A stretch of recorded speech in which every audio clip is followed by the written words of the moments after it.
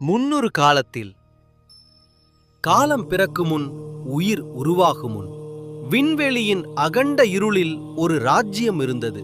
அந்த ராஜ்யத்தை நட்சத்திர சபை என்று அழைத்தார்கள். அந்த சபையில் 9 பேரான முக்திகள் அமர்ந்திருந்தார்கள். அதுவே இன்று நம் ஜாதகத்தை ஆளும் நவக்கிரகங்கள்.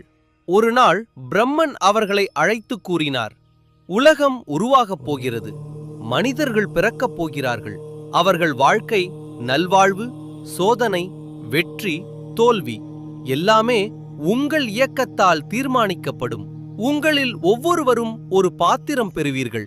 அதற்காகவே கிரக பலம் வேறுபட்டது. சூரியன் முன்னே வந்து சொன்னான், நான் அவர்களின் மனத்தின் ராஜன். அவர்களுக்கு தன்னம்பிக்கை, ஒளி, பெருமை நான் கொடுப்பேன். சந்திரன் அமைதியாக கூறினான், நான் அவர்களின் மனநிலை, உணர்ச்சிகள், அன்பு எல்லாவற்றையும் வழிநடத்துவேன். சேவை, செவ்வாய் முன்னே வந்து, நான் அவர்களை வீரர்களாக்குவேன். கோபத்தையும் தைரியத்தையும் நான் அளிப்பேன். புதன் சொன்னான், அவர்களின் புத்தியும் பேச்சும் வியாபாரமும் எனது கைகளிலிருந்து வரும்.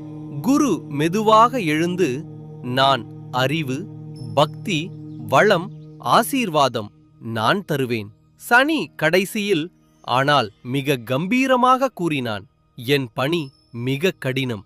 நான் சோதனைகளை கொடுப்பேன்.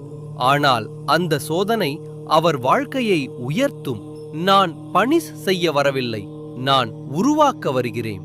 அனைவரும் தங்கள் பணி ஏற்றுக்கொண்டதும் பிரம்மன் சபையை நோக்கி கூறினார், மனிதர்கள் ஒவ்வொருவரும் தனித்துவம் வாய்ந்தவர்கள். ஆனால் அவர்களின் பயணம் நீங்கள் அனைவரும் சேர்ந்து எழுதும் ஒரு காஸ்மிக் ஸ்கிரிப்ட். உங்களின் இயக்கம் அவர்களின் கர்மவுடன் இணைந்து அவர்களின் விதியை உருவாக்கும். அந்த நாளிலிருந்து ஒவ்வொரு குழந்தையும் பிறக்கும்போது கிரகங்கள் தங்கள் ஸ்தானத்தில் நிற்கின்றன. அந்த நொடியில் அவர்களின் வழி, முயற்சி, ஆசைகள், பயம், வலிமை அனைத்தும் 9 கிரகங்களின் ஒப்பந்தத்தால் தீர்மானிக்கப்படுகிறது. ஆனால் பிரம்மன் ஒரு ரகசியம் மட்டும் சொல்லியிருந்தார், கிரகங்கள் பாதை கொடுக்கும், ஆனால் அந்த பாதையில் நடந்து கொள்ளும் சக்தி மனிதரின் கைகளில்தான். இன்னும் கற்பனைக்கு எட்டாத விஷயங்கள் சொல்லப்பட்டிருக்கிறது. அதை அறிந்து கொள்ள சப்ஸ்கிரைப் பண்ணிக்கோங்க மக்களே.